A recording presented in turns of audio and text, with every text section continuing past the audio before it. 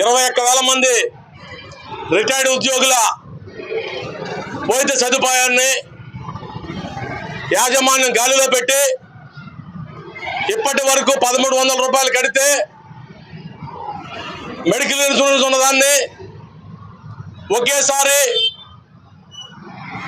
655% అంటే 8,500 రూపాయలు పెంచడాన్ని ప్రపంచంలో ఎక్కడ కూడా చూడలేదు. ఆ విధంగా పెట్టి దొడ్డిదారు సర్కులర్ ఇవ్వడం.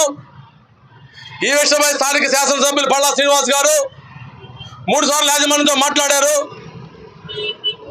స్థానిక పార్లమెంట్ సభ్యులు గౌరవనీయులు భరత్ గారు సాక్షాత్తు కేంద్ర మంత్రిని కలిశారు.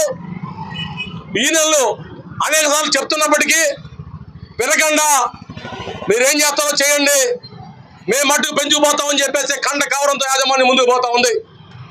ఇక్కడ ధర్నా చేయడానికి రాత్రి ఉత్తరం పంపించారు యూనియన్లందరికీ.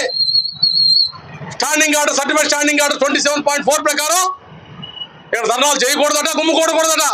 ఓకే, ఎందుకు గుమ్ముకూడతావు? మాకే పొగరెక్కా, వాళ్ళు కొవ్వెక్కా. నువ్వు ఇబ్బంది పెట్టావు కాబట్టి 60 సంవత్సరాలు 70 సంవత్సరాలు ఇంట్లో కూర్చొని వాళ్ళు లేచర్ రావాల్సిన పరిస్థితి వచ్చేందుకు మీరు సిగ్గుపడాలని చెప్పి తెలియజేస్తా ఉన్నా. అలాగే లోపల పనిచేస్తున్న ఉద్యోగులకి 20 నెలల నుంచి 310 కోట్ల రూపాయలని శాలరీలు ఇవ్వకుండా నీ దగ్గర పెట్టుకున్నావు.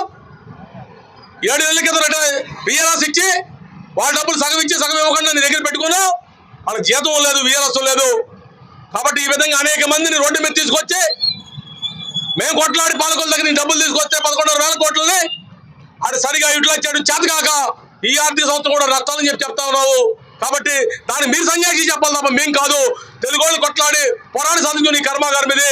ఇక్కడ ఉన్న ప్రతి ఒక్కడు కూడా 30 ఏళ్ల పాటు కంపెనీలో పనిచేసి ఖాళీ బాటన బండి కూడా నడవని రోజుల్లో మట్టిలో బురదలో పనిచేసి ఈ కంపెనీని ఇలాంటి కామధేనుగా నిర్మించారు.